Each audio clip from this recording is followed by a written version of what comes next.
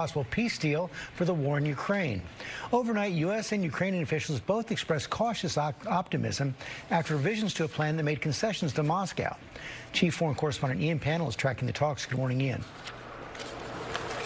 Yeah, good morning, George. We're in Ukraine. The losses in this war, now edging towards its 4th anniversary, are absolutely staggering. But as you say, now perhaps, just perhaps, a glimmer of hope that an end to the war might be possible. President Trump just posting on Truth Social, don't believe it until you see it, but something good just may be happening.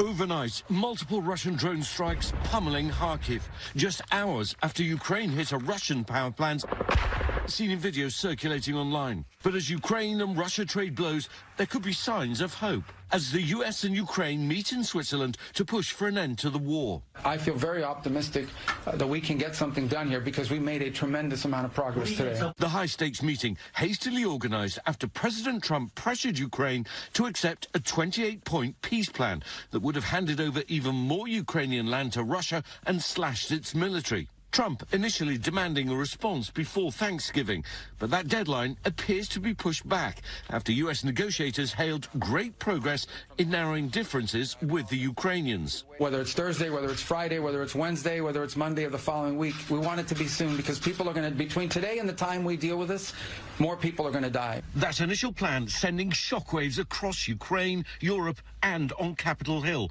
with some saying Ukraine shouldn't sign without more ironclad security guarantees.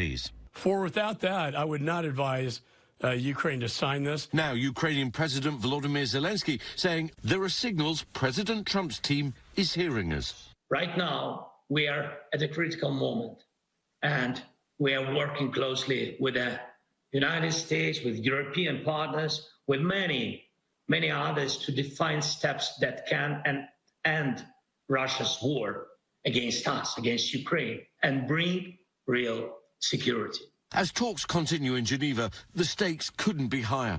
Russia's large-scale invasion began almost 4 years ago. The Kremlin's troops occupying 1/5 of Ukraine and are advancing. Hundreds of thousands of soldiers and civilians have been killed. US negotiators say that deal, which would seemingly reward Russia for invading a sovereign nation, is now evolving. Just because it's printed on a piece of paper doesn't indicate finality. Well, the Kremlin responding this morning saying they haven't received any specific information about this plan, but they are following the talks that are going on in Geneva. But I think it's worth saying, despite the optimistic notes from President Trump and Marco Rubio, the gulf between the two sides does not seem any narrower than it was 4 years ago. Robin? That is disappointing. All right. Ian, thank you. Now